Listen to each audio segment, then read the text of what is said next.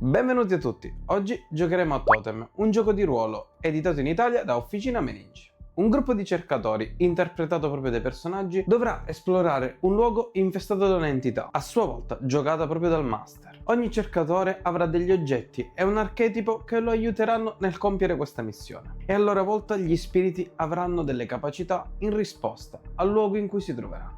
Però questo gioco non è un GDR classico come tutti gli altri, ma è un gioco map making. I giocatori dovranno descrivere e disegnare i luoghi che andranno ad esplorare. E se nei luoghi che andranno ad esplorare ci sarà una particolarità o qualcosa fuori dal comune, il master avrà il potere di entrare nella scena e descrivere quello che accade. Ovviamente i toni da affrontare saranno seri, quindi consigliamo di utilizzare tutti gli strumenti di supporto all'interno del manuale e quelli che già conosciamo. Quindi se volete acquistare o provare il gioco potete trovarlo all'interno del link qui sotto. Da Marco delle Ventose è tutto e non mi rimane altro che augurarvi una buona visione. Ci troviamo di fronte a quella che è una banca a Catania, vicino alla fontana della Menano, dove si sente scorrere quel fiume di acqua. Vi è arrivata una lettera dove venite convocati per esaminare il vostro conto. Non ci sono molti dettagli ed è firmata dal direttore, Santo Musumeci. Sono Yves Lewis, sono di Catania, ho 30 anni e in seguito ad aver lasciato l'accademia di polizia ho deciso di aprirmi una piccola agenzia privata proprio per aiutare nel privato in una maniera più intima e sentimentale le persone. Apro l'agenzia per quella giornata, ritrovo questa lettera della banca che mi convoca lì di presenza.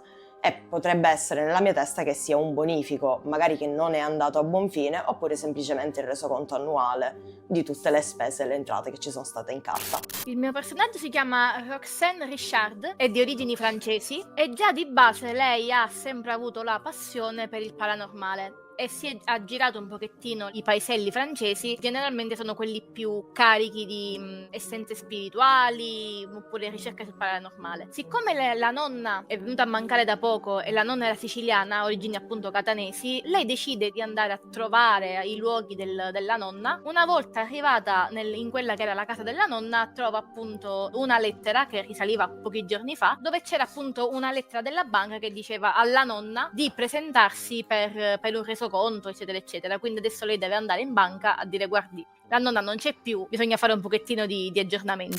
Mi chiamo Marco Rossi, in realtà sono di Catania, sono cresciuto in orfanotrofio, una persona stranissima, continuamente appunto derisa da più o meno tutta Catania. Ho una libreria esoterica con dei libri che sono introvabili, sono lì all'interno della libreria vestito con questa camicia tutta disordinata, la giacca tutta disordinata e ho migliaia di carte sopra il tavolo. Dopodiché, mentre gironzolo tra tutte le carte che appunto sono posizionate sul tavolo, ne trovo una ed è quella della lettera della banca. Io non ricordavo neanche di avere un conto in banca. Decido di voler annullare il conto che ho, evidentemente non ricordavo di aver fatto. 3 oggetti che avete con voi. Una collana che emotivamente è un amuleto, non è detto che lo sia, semplicemente è una piccola pietra di quarzo bianco. Prima di passare dalla banca ho deciso di passare un attimo da un negozio di belle arti per prendere un paio di gessetti, quindi ci sono questi 2 gessetti bianchi che sono avvolti in una carta con un pezzettino di scotch. Un accendino. Un omamori e un portafortuna in stile giapponese. Questo nello specifico è portatore di buona sorte. Ho dietro una macchina fotografica di quelle istantanee, quegli aggeggi multiuso che li apri e c'è il giravite, c'è la Coltellino svizzero? Quello. Coltellino svizzero, sempre utile un coltellino svizzero, sempre utile. Ho un taccuino fatto di carta riciclata, abbastanza spessa, e proprio a saltare ci sono alcuni disegni che faccio abbastanza velocemente, scritte a casaccio per ricordarmi qualcosa, però in pagina X senza un modus operandi molto preciso. Un orologio Albert. Quello strumento che proprio siciliano che tu lo scacciapensieri. Pensieri. Sì. Scacciapensieri. Ci troviamo quindi, come dicevo, nella piazza centrale di Catania, di fronte alla statua degli Otro. Sentite l'acqua proprio della Menano scorrere dietro di voi. La banca in realtà è di recente costruzione e, in barba a quelle che sono state le lamentele della popolazione locale, è stata costruita proprio di fronte alla chiesa madre principale, dove c'era prima il convento delle suore di clausura, quello storico. E quindi, a quanto pare, è stato completamente rivisto in questa struttura moderna. Nonostante, come dicevo, ci sono state per mesi proteste perché quella era una struttura storica. Quindi siete all'ingresso di questa imponente banca, vedete che c'è gente che entra, gente che esce. Voi tre vi trovate tutti quanti lì perché avevate comunque la convocazione alla stessa ora. All'interno c'è questa stanza, è enorme, all'interno c'è quei divisori che servono per smaltire la fila e tutta questa gente che si sta insinuando in coda verso i 3 sportelli, di cui al momento solo uno è funzionante. Le porte scorrevoli sono sorvegliate da questi 2 uomini comunque in divisa e le loro giacche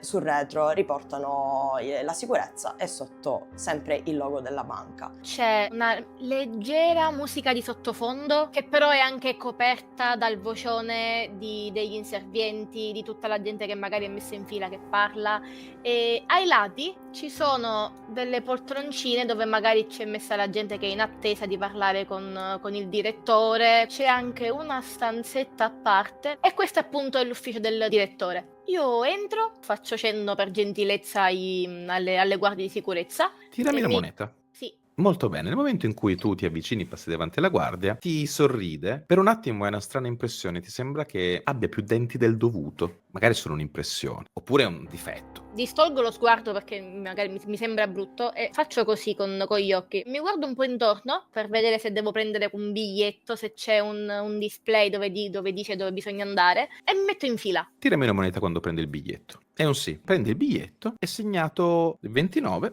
effettivamente vedi che il numero che brilla è il tuo, proprio si attiva immediatamente, nonostante ci sia gente in sala. Entro abbastanza velocemente all'interno del locale. Per chi mi vede ho una giacca palesemente più grande della mia misura, abbastanza anche rovinata. Mi gratto la testa, guardo in giro, guardo le 2 guardie, gli mostro il mio foglietto. Sono qui per annullare, non lo so, qualsiasi cosa sia questo che ho ricevuto. Tirami una moneta. No. Nel momento in cui ti rivolgi alla guardia, si volge verso di te e ti ignora. Nel frattempo, questa è una cosa che noti, vedi che alcune persone cominciano ad alzarsi e uscire. Mi guardo, vedo la ragazza che ha preso il numero, quindi faccio una smorfia dato che non ho ricevuto risposta. Rimango un po' stranito che se ne vanno tutti, però non sono stato molto spesso in una banca. Prendo il numeretto, come si fa dai macellai, almeno questo lo so fare, e aspetto che appaia lo stesso numero. Tirami una moneta. Sì, Perfetto, hai il 29 anche tu. fortunato, ho lo stesso numero che c'è già su schermo. Anche tu noti, vedi che cominciano a uscire le persone. Senza che nessuno si lamenti, stranamente poi. Io mi guardo intorno e sorrido compiaciuta e vado a prendere il mio numero. Sono felice in quel momento perché la banca si è liberata. Io perderò la metà del tempo a fare questa cosa. Tirami anche tu una moneta. Sì, Anche tu hai il 29. sono ancora più contenta di prima. Il tuo numero è quello che brilla. Facendo tutto il serpentone mi dirigo verso l'unico desk dove c'è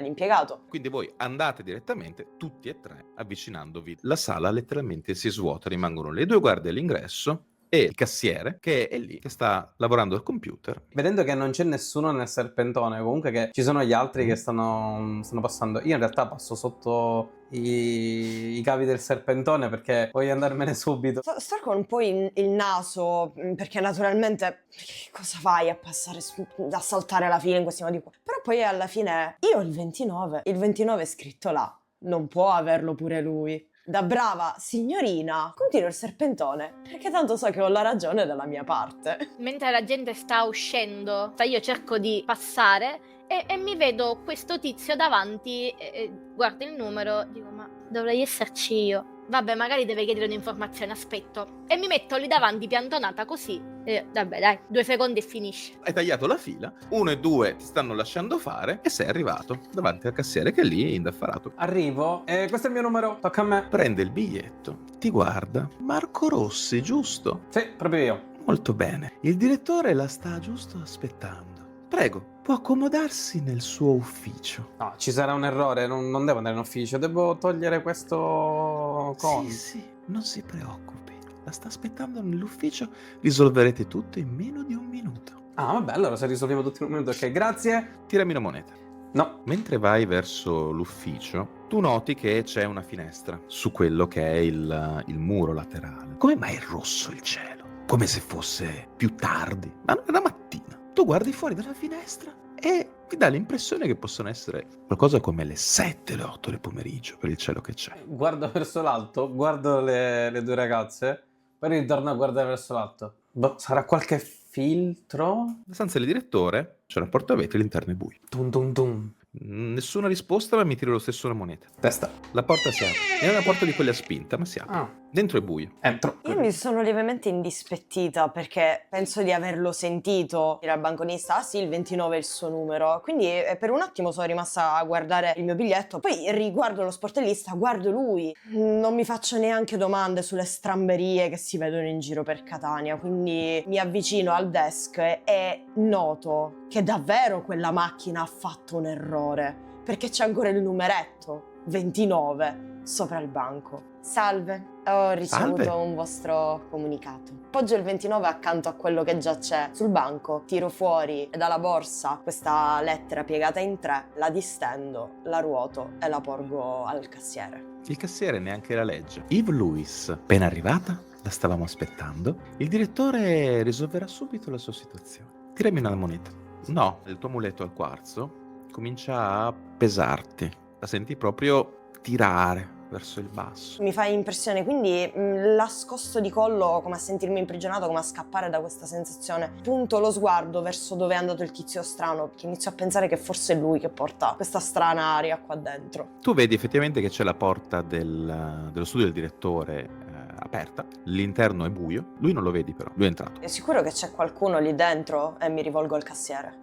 Certo, il direttore che vi aspetta. Qui deve risolvere quelli che sono i vostri trascorsi. Lo risolverete in un minuto, non si preoccupi, è una pura formalità. Un attimo titubante, io me lo riporto il numero. Non so perché. Mi mette lievemente inquietudine questa stanza scura, quindi mi avvicino, ma a un passo un po' più lento e guardandomi sempre le spalle. Vedo che va via e finalmente arrivo io. E vedo stranamente che c'è un biglietto identico al mio sul tavolo. Li guardo. Sarà stato un caso. Esco la lettera, che non è indirizzata a me, ma è indirizzata alla mia defunta nonna. La faccio vedere al cassiere e dico: salve, sono qui perché devo avvisare che la signora in questione è venuta a mancare, quindi dovrei chiudere il conto. Madame, bonsoir. Nous sommes très contents de vous avoir ici avec nous.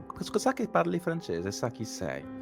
Ed è molto gentile effettivamente, quindi ti accoglie. Magari ti fa un po' strano che ti dia la buonasera e non buon mattino, però effettivamente ora che ci fai caso sembra quasi che sia scurito il cielo. Molto gentilmente ti dice che effettivamente sei attesa, sanno benissimo di tua nonna, la conoscevano, era una delle loro migliori clienti, sono generazioni di clienti che servono la vostra famiglia, che il direttore si preoccuperà di risolvere la tua situazione. Io lo ringrazio, mi alzo e mi dirigo nella stanza del direttore. Il fatto che sia buia mi fa pensare che sia un'anticamera prima della stanza, quindi entro subito e comincio a cercare magari la stanza del direttore. Non vedi le altre persone, ti metti a cercare, a guardarti attorno, però è buio, completamente buio. Io comincio a tastare. Tasti nel frattempo e vai avanti, a un certo punto se senti qualcosa di viscido sulla parete.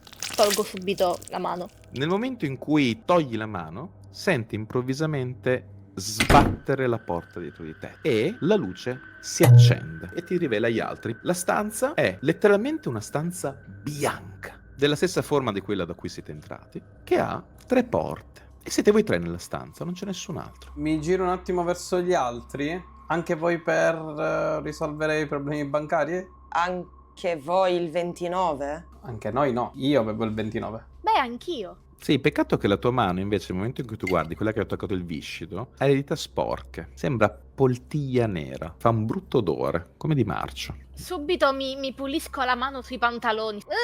Ci si lava le mani prima di andare nei posti dove c'è un po' di gente, eh? Ma è appena successo, non era così 2 secondi fa.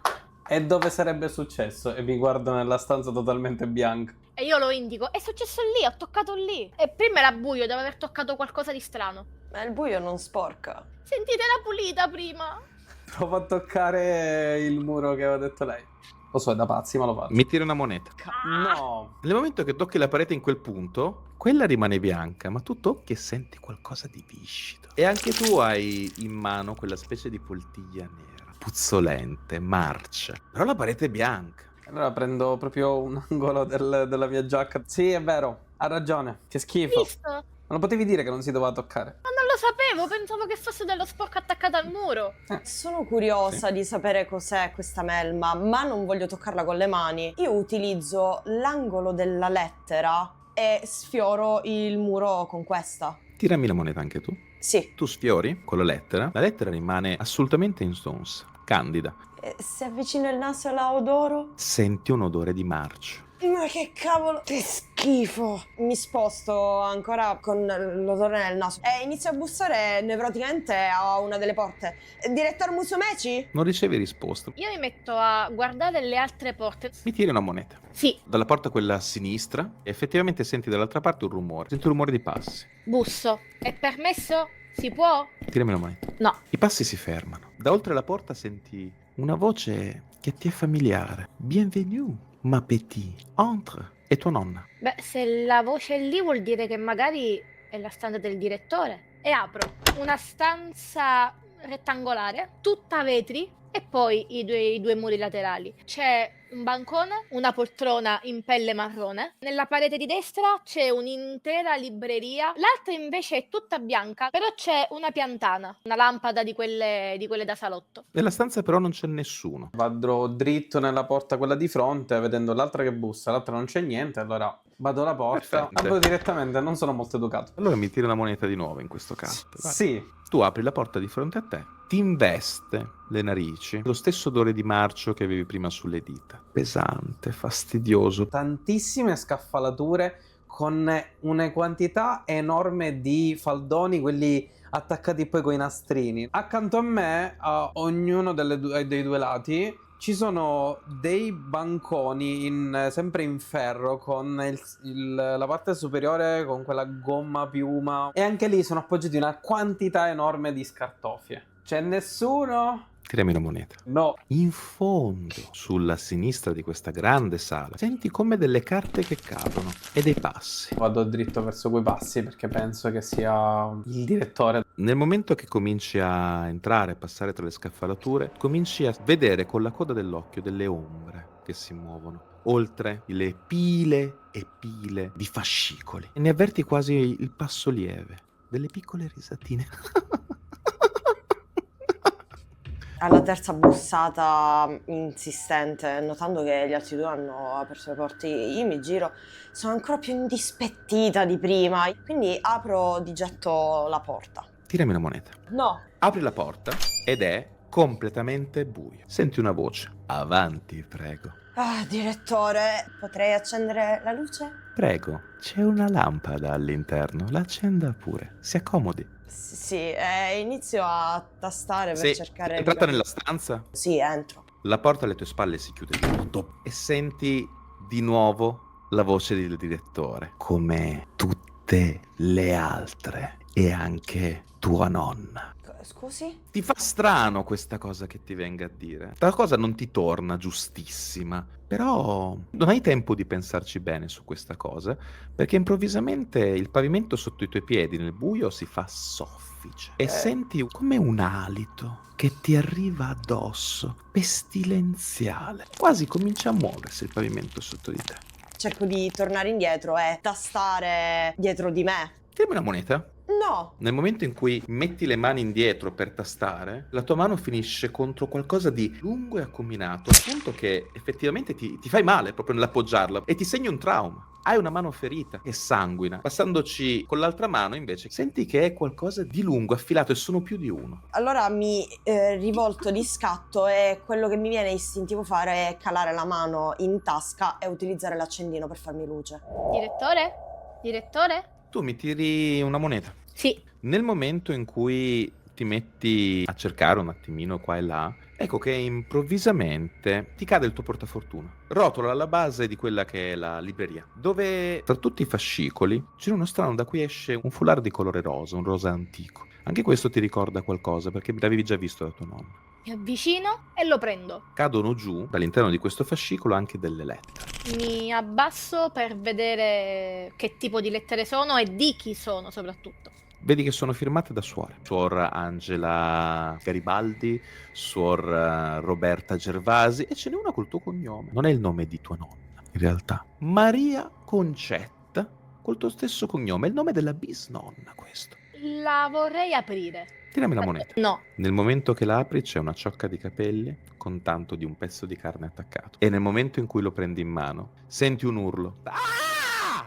che è una voce che ti ricorda quella di tua nonna, ma che capisci non essere sua perché è una nota diversa. E questo urlo continua a rimbombarti nella testa e ti segna un trauma. Avete trovato il primo nodo, le lettere delle suore. Ciao, ti ruberò soltanto qualche secondo. Circa il 40% di persone che guarda i nostri video non è iscritta al canale e registrare e editare video richiede parecchio impegno. Di conseguenza, se vi piacciono i nostri contenuti e se volete che magari ne portiamo di altri, potete sostenerci al modico prezzo di un mi piace. Iscrivetevi al canale per non perdere nuovi contenuti e nuovi video. A voi non costa nulla, ma per noi vale veramente veramente tanto. Quindi grazie. Ora ti lascio di nuovo al video.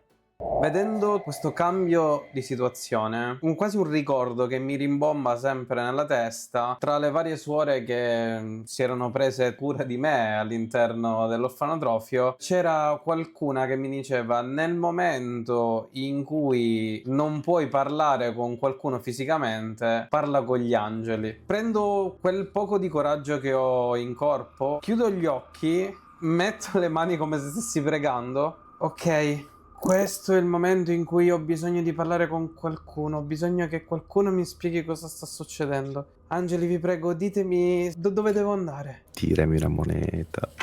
Testa. Improvvisamente senti tutta una serie di figure che si raccolgono attorno a te. Riesci ad avvertire sulle tue mani, sul tuo viso, questo insieme di figure e sono vestite con quelli che è un tessuto pesante di cotone. Quindi in qualche modo anche dall'odore riesci a riconoscere quello delle suore da cui eri stato cresciuto. Una di queste, con voce dolce, gentile: non dovresti essere qui. Potrebbe essere troppo tardi per tornare indietro. Noi eravamo intrappolate, lui si divertiva con noi. Si è divertito con tutte noi, ma non è sazio. E ha chiamato qui quelli che condividono il nostro sangue, il suo sangue. Quel contatto sparisce. E allo stesso tempo le figure attorno a te è come se non ci fossero più. Tu hai tenuto gli occhi chiusi. E quindi comincio a correre tornando verso la porta di ingresso. Mi tiri una moneta. No. Vedi anzi che stai per arrivare alla saletta, la porta davanti a te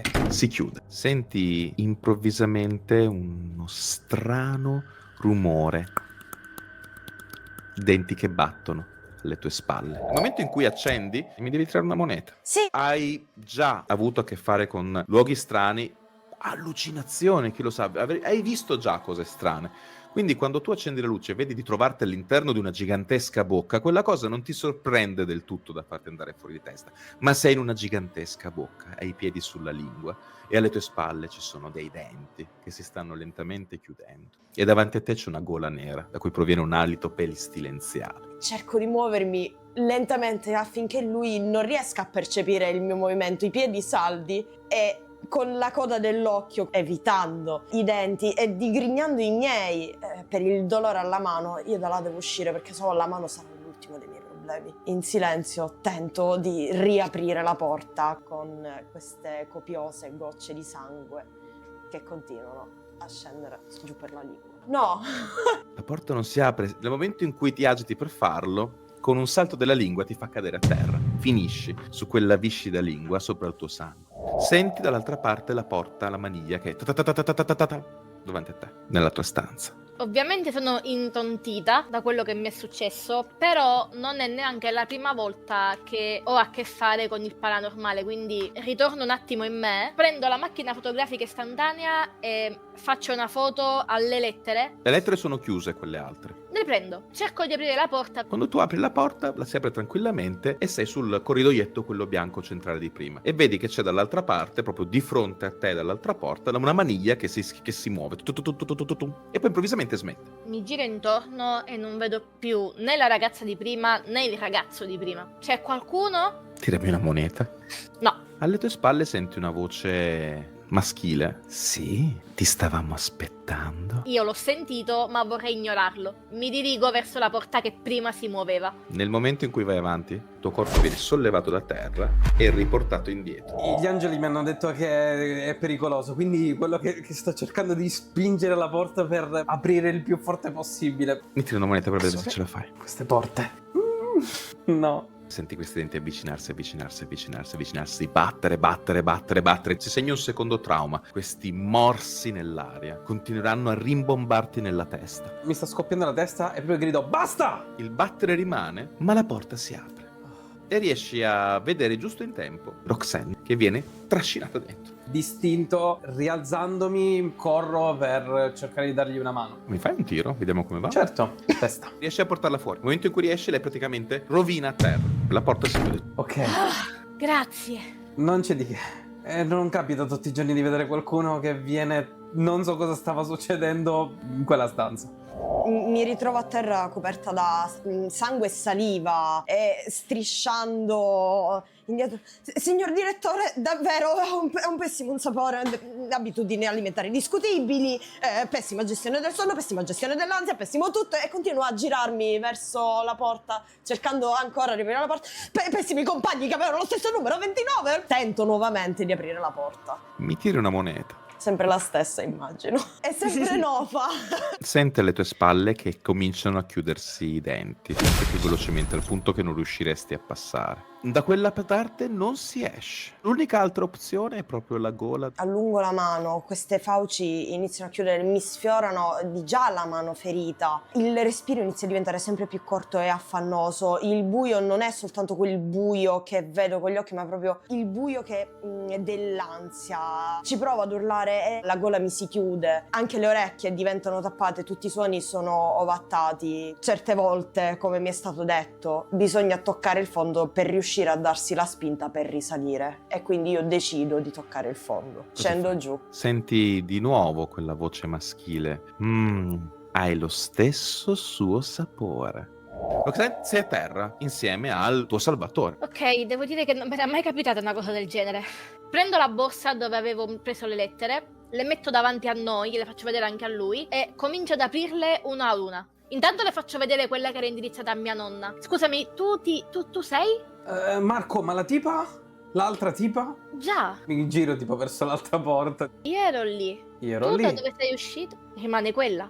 Un attimo, e apro le lettere. Voglio vedere cosa c'è scritto almeno in una delle lettere. È una lettera d'aiuto rivolta a quello che è la famiglia che l'aveva portata lì. Cara mamma, da quando siamo qui è terribile. Lui arriva tutti i giorni e noi siamo costrette e non possiamo fare nulla, non possiamo protestare, è qualcosa di terribile. E non solo lui. Vorrei andarmene via. Voglio uscire, voglio scappare da qui. Apri le altre, sono tutte dello stesso tono. Sono tutte lettere d'aiuto. Guarda. E gli faccio vedere anche il lembo, il ciuffo che aveva nella lettera. Guarda qua. Mentre guardo le lettere guardo anche la porta.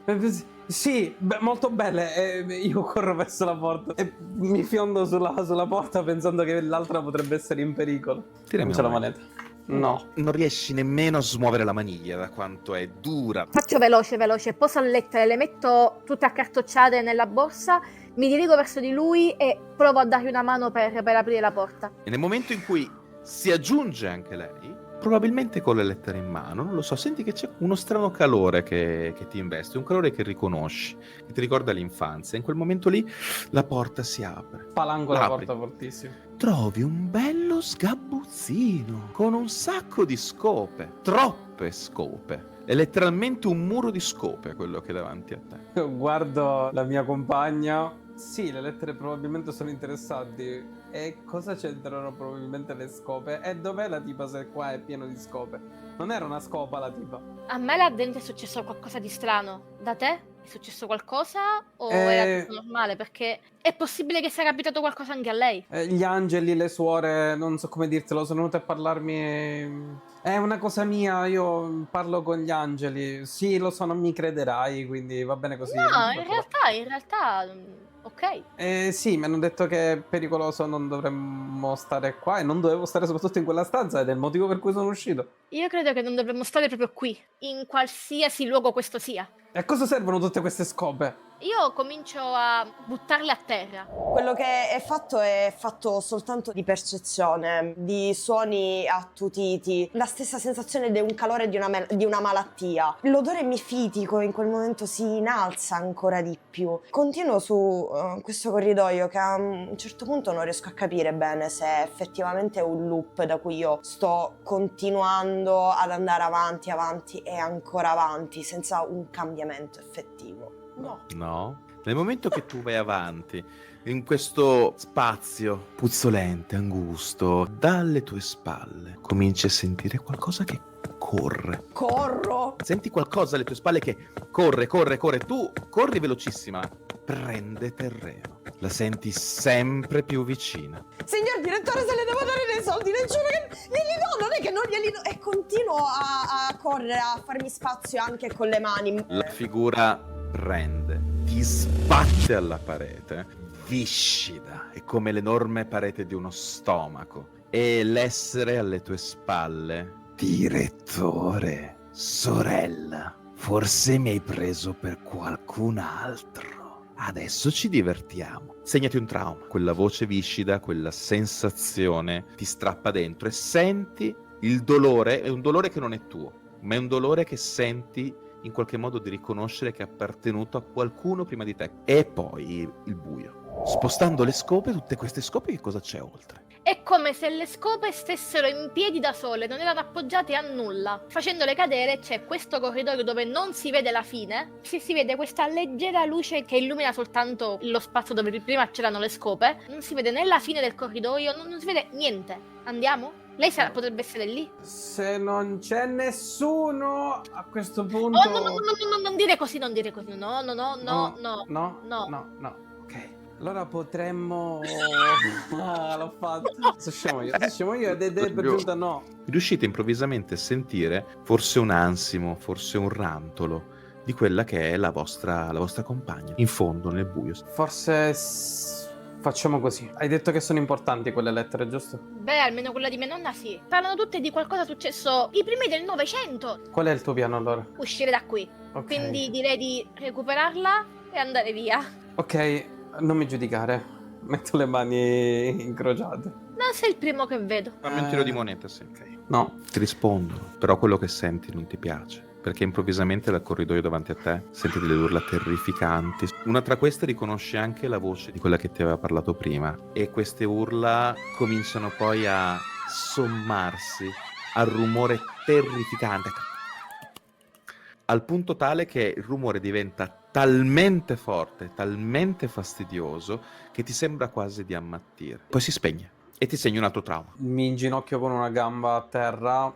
Metto le mani all'orecchio, a un orecchio. Merda! Oh, questo non fa assolutamente bene! E comunque non sento quello che dico, quindi rimango sbalordito. Poi, dato che ho sentito le urla della mia amica, tanto ormai sono andato, vado dritto. La luce che arriva da dietro filtra in questo caso, quindi tu riesci, entrando, a vedere effettivamente, piano piano adattando gli occhi, quello che c'è nel corridoio. Catene con grosse manette d'ottone appese alle pareti, alcune di queste sono ancora sporche, incrostate, e ce ne sono dappertutto in questo corridoio, a destra e a sinistra, come se fosse una sala di tortura. Questo corridoio di catene è il secondo nodo. Piano piano vedi una figura a terra, un'ombra.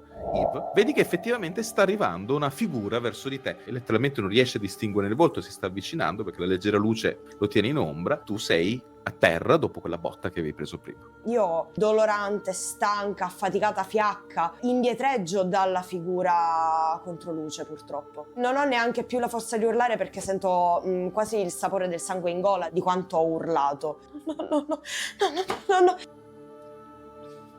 Sì. Senti una parete dietro di te, una parete fredda e catene, un mucchio di catene. Faccio l'unica cosa che mi viene sensata. Ho un muro, non ho possibilità di scappare, però delle catene potrebbero essere delle armi. Quindi ne arrotolo una alla mano e la tiro per vedere se è attaccata al muro o no. È libera. Prendo la catena, la avvolgo a entrambe le mani, attendo che sia lui a fare la prima mossa. Io, vedendo che il ragazzo comincia ad andare avanti, cerco di fermarlo, di bloccarlo. Non andare da solo, aspettami. Non sento risposta. Aspettami. non andare da solo.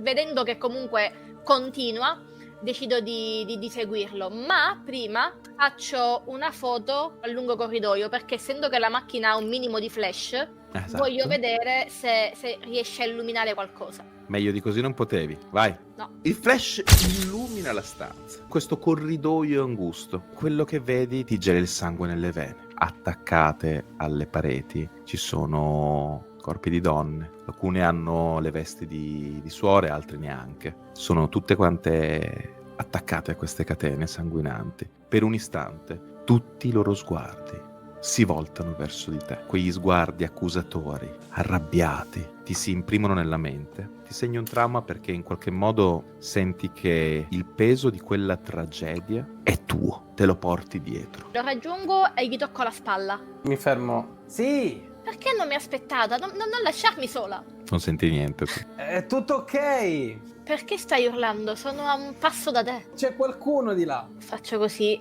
Ah, sei viva. Tu nel lampo di luce sei riuscito a vedere che lei ha le catene in mano, ti sta guardando terrorizzata. Io faccio dei passi indietro. Sì. Vedo lei e sta parlando. Gli metto una mano sulla spalla come del tipo vai tu, che forse è meglio. Ancora con le mani tremanti e solo per un attimo prendo un respiro di sollievo. Abbasso le mani ma non mollo le catene. Vorrei parlare, vorrei dire qualcosa, però non riesco a dire niente.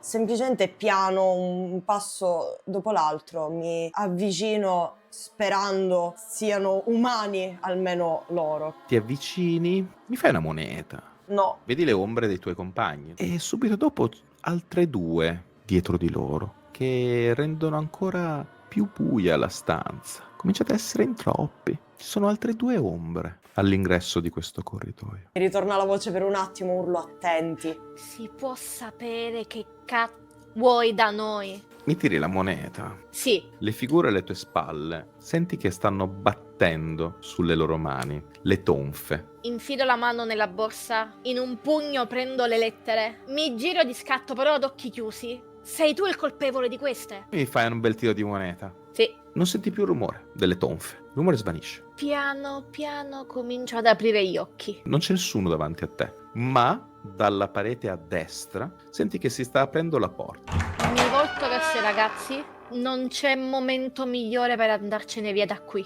Do una mano al veterano per alzarsi perché penso che sia stremata. Sto palpitando in quel momento perché sono sordo e vedo che questa cosa mi sta creando non pochi problemi. Quindi metto le mani in tasca, comincio a cercare. Prendo il mio taccuino, mi avvicino verso loro con il taccuino in mano. Giro di alcuni gradi la mia testa facendo vedere la ferita, l'orecchio, il sangue. Sono diventato sordo e avvicino il taccuino. Nel momento in cui mostri il messaggio sono diventato sordo e poi c'è sotto una freccia che indica verso sinistra, quindi nella direzione da dove sei arrivato tu, col sangue. Non l'hai fatta tu quella. Guardo prima il taccuino, strizzo gli occhi per la freccia per capire se è reale. Indico il taccuino con un dito. Freccia! Prendo il taccuino e lo tengo quasi chiuso. Glielo rigiro e basta. Guardo verso la direzione della freccia, faccio un semplice cenno con la mano di seguirmi. Aspetto che loro arrivino. Visto che ho capito che è sordo, indico la porta. Cosa c'è lì dentro? Indico appunto la porta dove doveva essere uscito lui prima. C'era un pericolo, almeno così mi dicevano gli angeli. Siamo bloccati. Ormai dove andiamo? Non abbiamo altra scelta. Se cerchiamo di scappare ci tirerà, quindi vediamo di risolverla e diamoci un taglio. Arrotolo un altro strato di catene per giusto non farle strisciare a terra. E con una mano da cui colano catene, dall'altro in cui cola sangue. A testa bassa, io ormai penso di averlo toccato questo fondo. Sto aspettando il momento di tirarmi su. Continuo. Sfruttando un minimo di luce, io vorrei far leggere almeno una delle lettere ai ragazzi per fargli capire di che cosa stiamo parlando. Tirami una moneta. No. È strano perché questa volta le parole non sono scritte con quella bella calligrafia che avevi visto prima. Questa volta sono vergate col sangue. Ti inorridisce perché c'è scritto proprio aiuto. Tutto scritto col sangue. Anche le altre sono così? Vuoi aprire anche le altre? Sì. Tira una moneta. Strano, non c'è quello che c'era scritto prima. Sono cambiate, però non sono così disperate. Alcune indicano è stato lui, è stato lui, è stato lui, è stato lui, è stato lui, è stato lui, è stato lui, è stato lui, è stato lui. Una ti dice che è stato padre Musumeci. E avete trovato il terzo nodo. Ma che strano, è lo stesso nome del direttore. Cerco di parlare interiormente con gli angeli. Stavo pensando se volevo parlare con Musumeci. Posso avere un secondo? Ci puoi avere ok, puoi avere un secondo, sì. Parlo Gattino. con Musumeci. Chiudo gli occhi. Sono privato di qualsiasi senso ora che non ho neanche la vista. Hai scherzato più che abbastanza con noi. Ti sei divertito. Ci hai portato ormai alle battute finali. C'è un modo per andare via o non ci lasci alcuna via d'uscita?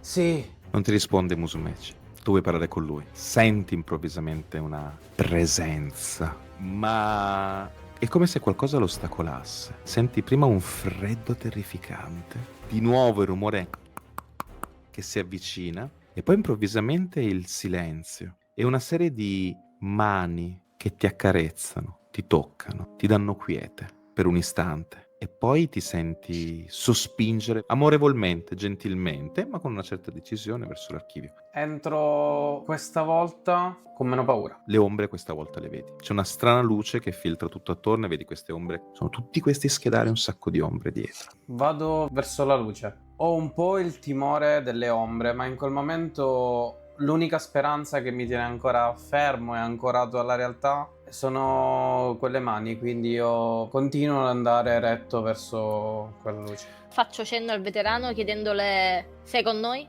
Non che noi abbiamo scelta in realtà, però puoi stare qui. Ne avrai passate di belle anche tu, quindi non ti biasimo. Le do le spalle e lo seguo. Nel momento che entri in archivio tu mi tiri la moneta. Sì, Senti un sussurro. Grazie.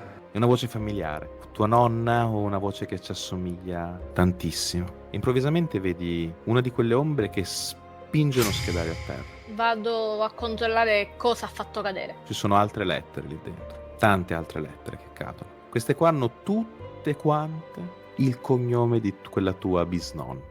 È un'intera scatola di lettere. Non sono mai uscite da lì. Vorrei andare prima da quello che è più vicino a me, dal mio compagno, e poi dal veterano, e vorrei chiedere loro i cognomi, ipoteticamente delle loro nonne, bisnonne, non lo so. Io li seguo con le catene. Ma tu mi fai un tiro di moneta quando vai in quella direzione ed esci dal corridoio. È un sì. Dal fondo del corridoio alle tue spalle comunque senti questo rumore di tonfe, ma sono distanti. Mi volto in direzione dei passi. Nel frattempo mi arriva la domanda, la elaboro con qualche secondo di distacco.